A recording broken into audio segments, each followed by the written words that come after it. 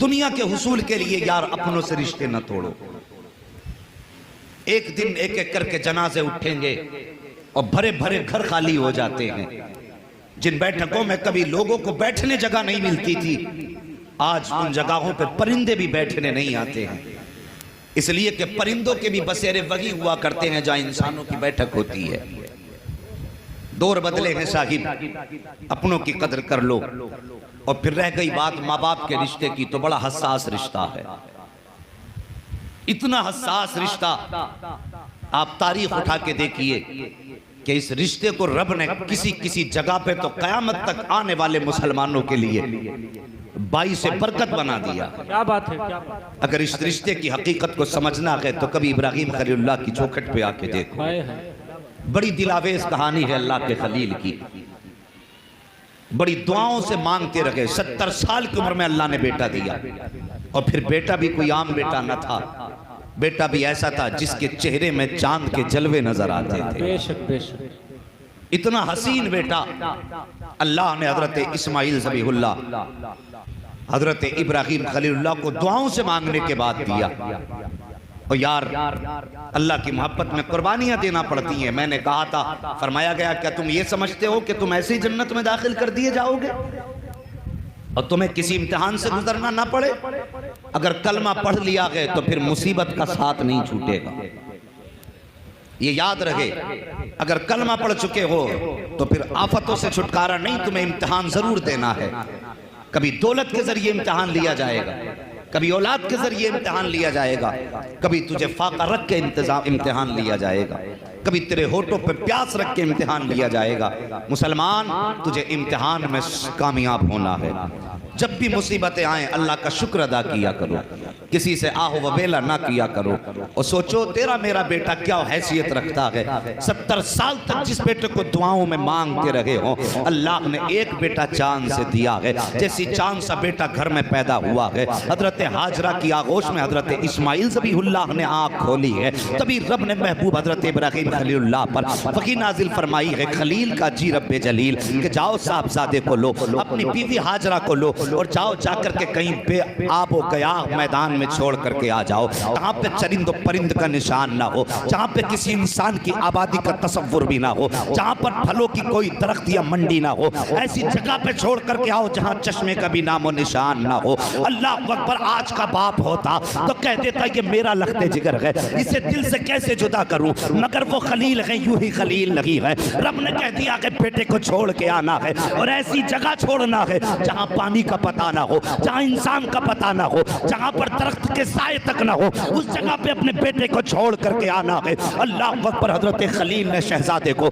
اپنی بیوی کو سواری پہ سوار کیا ہے اور لے کر کے آئے ہیں اس جگہ پہ جہاں آج کعبہ موجود ہے. اس جگہ پر لا کر کے جب بچوں کو اتارا ہے، تھوڑی سی کھجوریں ہیں، تھوڑا سا پانی ہے، بیوی کو بھی وہیں چھوڑا ہے، بچے کو بھی اتار دیا ہے. اور اس کے بعد چھوڑ کر کے نہ کوئی خیریت کی بات کی ہے، نہ کوئی آنے کی بات کی ہے. اللہ اکبر. چھوڑ کر کے چلنے لگے ہیں. کیا کوئی مذاق بات تھی کہ جس بیٹے کو 70 سال مانگتے رہے ہو اس کو اچانک چھوڑ کے جانا پڑ جائے، اور وہ بھی ایسی جگہ پر جہاں پہ کوئی پرسان حال نہ ہو. کتنا عظیم منظر تھا یہ. اللہ اکبر. حاملین عرش تڑپ گئے تھے جب ایک باپ بیٹے کو ایسے میدان میں چھوڑ کے جا رہا ہے جہاں پر چند کھجوروں کے سوا کوئی چارہ نہیں ہے، جہاں پر چند گھونٹ پانی کے علاوہ پانی کا انتظام نہیں ہے.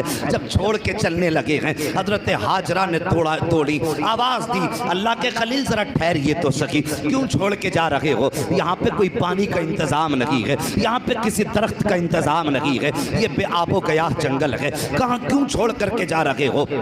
کس کے سہارے چھوڑ کر کے جا رہے ہو؟ آپ نے اتنی بات کہی، اللہ کے خلیل نے کوئی جواب نہ دیا. پھر دوڑ کر کے حضرت ابراہیم کا دامن پکڑا اور پکڑنے کے بعد کہا تھا، میرے سرتاج ذرا یہ تو بتاتے جاؤ، یہاں چھوڑ کے کیوں جا رہے ہو؟ اپنی مرضی سے چھوڑ کے جا رہے ہو یا رب کے کہنے پہ چھوڑ کے جا رہے ہو؟ جیسی اتنی بات کہی تھی، اللہ کے خلیل نے اپنی بیوی کی طرف دیکھا اور دیکھنے کے بعد کہا تھا میری شریک حیات کوئی ایسی مثال دیکھی ہو تو بتاؤ، اگر کسی کو 70 سال کی عمر میں دعاؤں سے مانگنے کے بعد بیٹا ملا ہو اور وہ بیٹا بھی چاند سے زیادہ حسین ہو تو پھر بتاؤ تو صحیح کسی باپ نے ایسے بیٹے کو بیا گیا جنگل میں کبھی چھوڑا ہو تو بتاؤ، کہا کبھی نہیں چھوڑا، کہا بتائیے تو صحیح پھر کیوں چھوڑ کے جا رہے ہو، اپنی مرضی سے چھوڑ رہے ہو یا رب کے کہنے پہ چھوڑ رہے ہو؟ تب اللہ کے خلیل نے کہا تھا میری زوجہ، میری شریک حیات، میرے رنج و غم کی ساتھی جو میرے ساتھ رو رو کر کے دعائیں مانگتی رہی ہے، اے میری شریک حیات میں اپنی مرضی سے چھوڑ کے نہیں جا رہا ہوں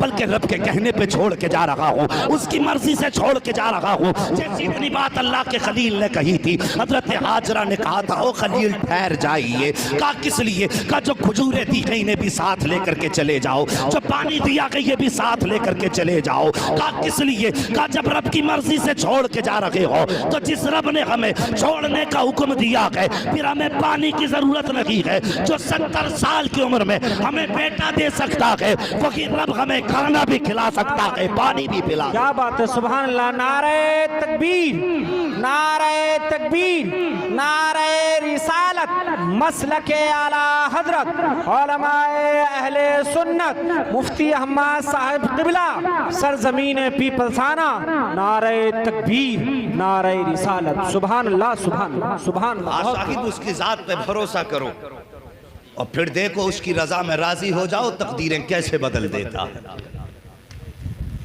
مہربانی کرو، یہ تاریخ رقم ہوئی، باپ نے جگر کے ٹکڑے کو رب کی مرضی سے چھوڑ دیا۔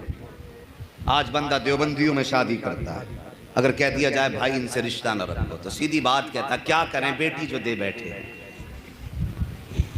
بیٹی جو لائے بیٹھے ہیں، کوئی یار تو لایا اور دی تو نے بعد میں گئے، پہلے سوچ لینا چاہیے تھا۔ ذرا سی دولت میں آ کر کے بیٹیوں کو دوزخ کے دہانے پر دھکیل دیتے ہیں ہم، ذرا سا لالچ کا مل گیا جہیز کا ہم نے اپنے گھر کے اندر نبی کے گستاخ کی بیٹی کو لا کے بسا دیا۔ اور یار مسلک اعلیٰ حضرت یہ ہے اگر نبی سے وفا کرتے ہو تو اعلان کر دو جو نبی کا نہیں ہو سکتا وہ ہمارا نہیں ہو سکتا، کیا بات، کیا بات، چاہے وہ ہمارا سگا بھائی کیوں نہ ہو، ہمارا سگا بیٹا کیوں نہ ہو۔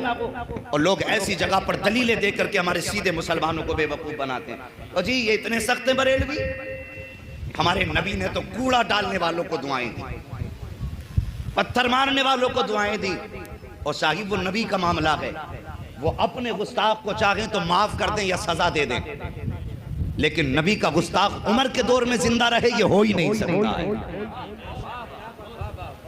عمر کو حق نہیں وہ نبی کے گستاخ کو معاف کریں، کیا وہ تاریخ بھول گئے؟ ایک کلمہ پڑھنے والا اور ایک غیر مسلم اپنا فیصلہ لے کر کے نبی کی بارگاہ میں آئے تھے، میرے نبی نے غیر مسلم کے حق میں فیصلہ دے دیا تھا، اس نے کہا نہیں میں اس فیصلے سے مطمئن نہیں ہوں، عمر کی چوکھٹ پہ چلو۔ حضرت عمر کے دروازے پہ پہنچے، جا کے اس نے غیر مسلم نے کہہ دیا ابھی تمہارے نبی کے دربار سے آ رہے ہیں، فیصلہ تو ہو چکا ہے، توجہ ہے نا، تھکے تو نہیں ہو جی، یہ کولر اپنی طرف کر دو لیکن بول دو ذرا سبحان اللہ، سبحان اللہ، سبحان اللہ۔ وہ کہنے لگا کہ صاحب نبی نے تو فیصلہ کر دیا ہے لیکن یہ نہیں مان رہا، کہا کس کے حق میں؟ کہا فیصلہ میرے حق میں ہوا۔ فرمایا ذرا ٹھہرو، اندر گئے، کوئی سوال نہ کیا، تلوار نکال کے لائے، سر تن سے جدا کر دیا، پورے شہر میں شور ہو گیا، علی نے کلمہ پڑھنے والے کا قتل کر دیا، مسلمان کا قتل کر دیا۔ عمر نے، حضرت عمر کو بلایا گیا، کہا تم نے کلمہ پڑھنے والے کا قتل کیا؟ کہتے ہیں حضور میں نے نبی کے گستاخ کا سر قلم کیا، عمر کی تلوار کرے گا۔ کیا بات ہے، کیا عجیب ماحول بنا رکھا ہے کہ نہیں، نبی کے حالات ایسے تھے اور نبی کا یہ تھا۔ آپ تاریخ اٹھا کے پڑھئے، میرے نبی کی پیاری زوجہ حضرت ام حبیبہ ہیں جو حضرت ابو سفیان کی بیٹی ہیں، ایک دن نبی سے ملاقات کی غرض سے ابو سفیان ایمان لانے سے پہلے مصطفیٰ کے مدینے آئے، لوگوں سے مصطفیٰ کا پتہ پوچھا، کسی نے مصطفیٰ کا جب پتہ بتا دیا، پہنچتے تلاش کرتے ہوئے نبی کے گھر پہ پہنچے، ان کو یہ خیال تھا کہ میری بیٹی تو نبی کے نکاح میں ہے، ڈائریکٹ گھر کے اندر گئے، جیسی بیٹی کے سامنے پہنچے بیٹی نے فوراً چہرہ پھیر لیا، اب ذرا توجہ کرنا، یہ وہی باپ ہے جس کا ادب میرے نبی نے سکھایا ہے کہ تیرے ماں باپ تیری دنیا اور آخرت کی بھلائی ہیں۔ تیرے ماں باپ، میرے نبی نے فرمایا، تیری دنیا، تیری جنت بھی ہیں، تیری دوزخ بھی ہیں۔ ان ماں باپ کے بارے میں جن کے بارے میں نبی نے فرمایا تھا ان کو راضی کر لو گے تو رب راضی ہو جائے گا،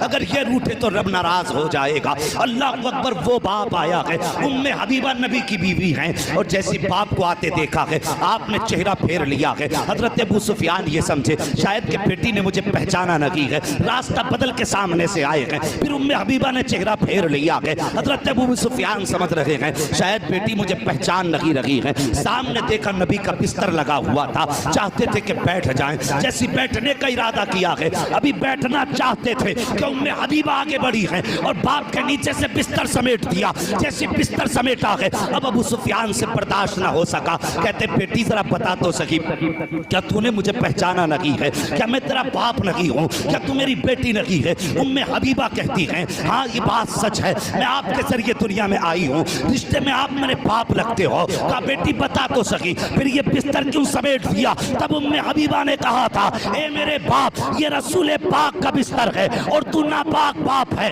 ناپاک باپ رسول پاک کے بستر پہ بیٹھے، یہ ام حبیبہ کی غیرت کو گوارا ہو ہی نہیں سکتا۔ کیا بات ہے، کیا بات ہے، بہت خوب، سبحان اللہ، سبحان اللہ۔ اسی بات پہ لالچ میں آ جاتے، بے وقوف سمجھتے ہیں دوسروں کو، اپنا اصول ہے تجھ سے اور جنت سے کیا مطلب وہاں بھی دور ہو، کیا بات، ہم رسول اللہ کے جنت رسول اللہ۔ اللہ بے شک، ہمیں ہماری زمین نہیں جوتی ہے، کسی نے مینڈ نہیں کاٹی، ہم کہتے ہیں جو تمہاری یہ کتابیں ہیں جس میں یہ کفر و شرک کے ڈھیر لگے ہوئے ہیں ان کو آگ لگاؤ، خدا کی قسم سب سے پہلے ہم تمہیں سینے سے لگائیں گے۔ یہ بے وقوف بناتے تیجے اور 40ویں کا جھگڑا، تیجے 40ویں کا جھگڑا نہیں ہے، جھگڑا کچھ اور ہی ہے جس پہ تیجے اور 40ویں اور سلام اور درود کا یہ پردہ ڈالے گھومتے ہیں۔ بس صاحب سنو، اصل رشتہ ہمارا نبی کی ذات سے ہے، اور رب بھی تبھی راضی ہوگا جب مدینے والے مصطفیٰ راضی ہوں۔ توجہ کیجئے، اللہ کے خلیل چھوڑ کے آگئے، جب بھوک پیاس کی شدت ہوئی،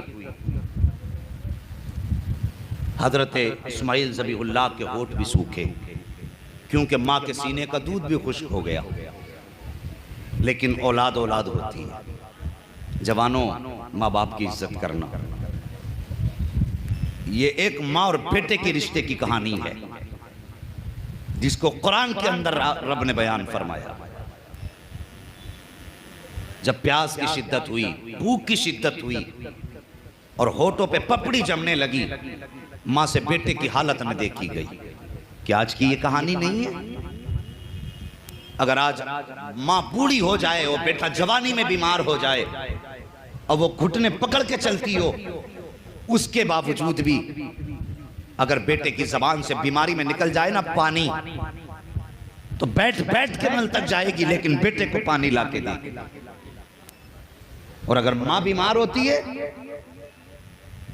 اور بیٹا اگر موبائل چلانے میں مصروف ہے، وہ 10 بار کہتی ہے بیٹے پانی، کہ بس ابھی لایا، کہ تھوڑی دیر ٹھہر جا، تھوڑی دیر میں ماں کو آدھا انتظار کراتا ہے۔ یہ قیمت جانی ہم نے اس رشتے کی، اور ذرا دیکھو تو صحیح کتنی دلاویز حقیقت ہے۔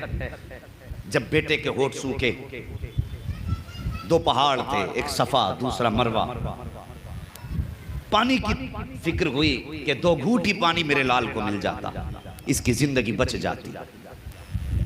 دوڑی، پہاڑ کے ٹیلے تک دوڑتی گئی، چاروں طرف دیکھا لیکن پانی کا نشان نظر نہ آیا۔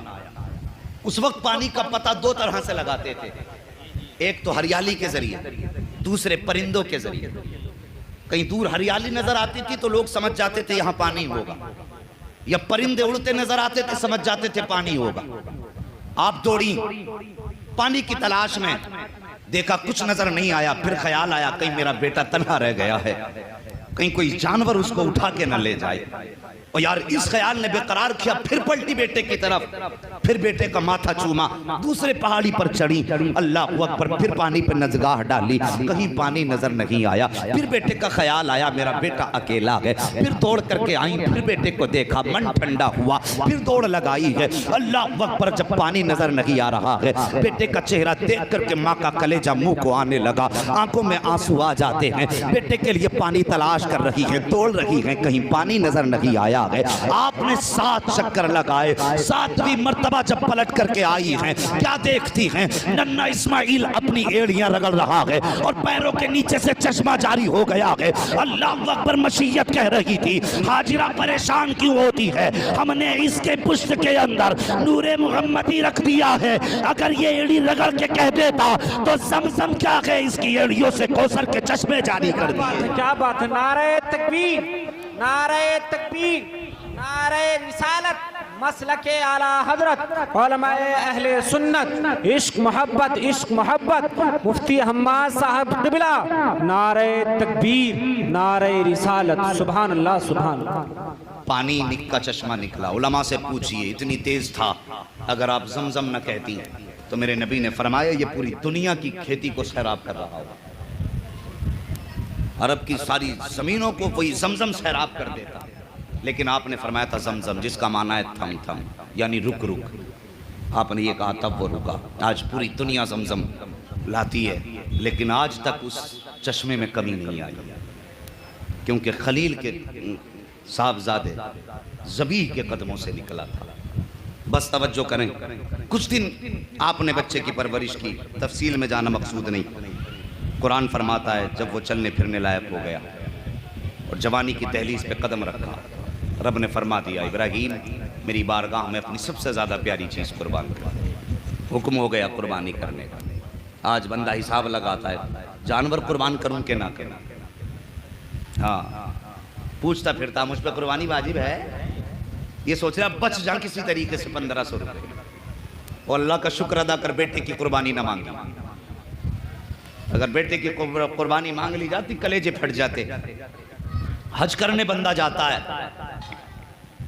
تو پیسے دے دیتا، فون کر کے پوچھتا میرے نام کی قربانی ہو گئی کہ نہیں، قربان گاہ تک جانے کو تیار نہیں۔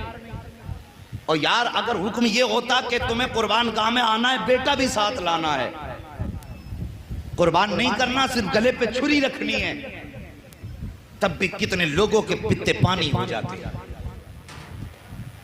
اللہ اکبر، آج حساب لگا رہا ہے قربانی کرنی ہے کہ نہیں کرنی ہے، واجب ہوگی کہ نہیں ہوگی، پوچھتا پھر رہا اچھا مولانا ہوتا ہے، شاید کوئی مولانا چھٹکارے کا راستہ نکال دے۔ تو بھائی یہ نصیبوں والوں کو اللہ موقع دیتا ہے، اللہ نے توفیق دی ہے تو 2 وقت کا کھانا چھوڑ دینا، لیکن قربانی مت چھوڑنا، قربانی مت چھوڑنا۔ حکم ہوا میری راہ میں سب سے پیاری چیز قربان کرو، آخرکار نتیجہ یہ ہوا میری بارگاہ میں اسماعیل کو قربان کرو۔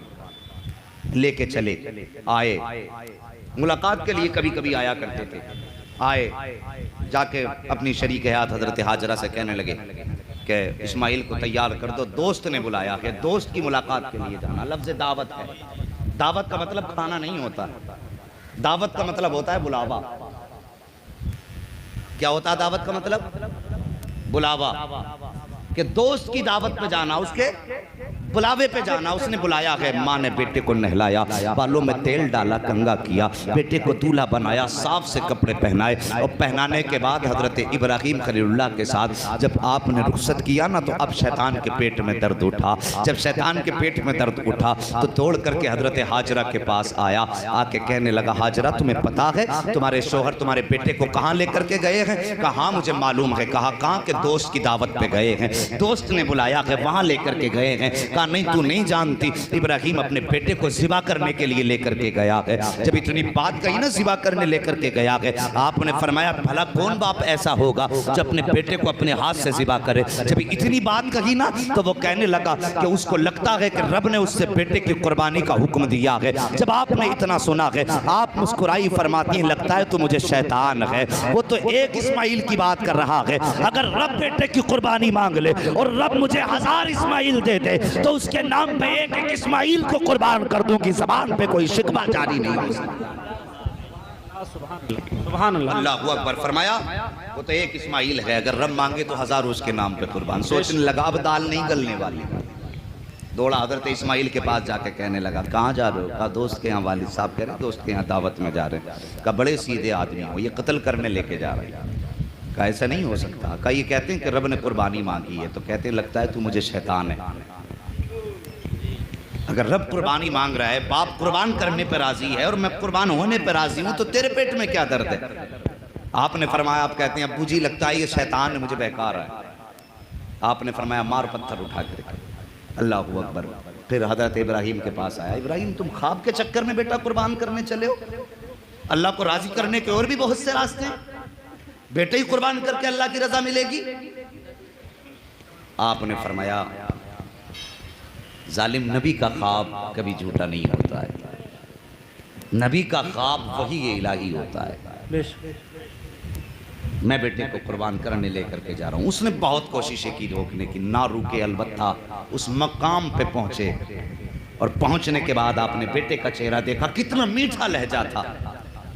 آپ کہتے ہیں یا بنیا، یہ جملہ تھا، قرآن نے اس کو نقل فرمایا. یا بنیا کہا، یا بنی نہیں کہا.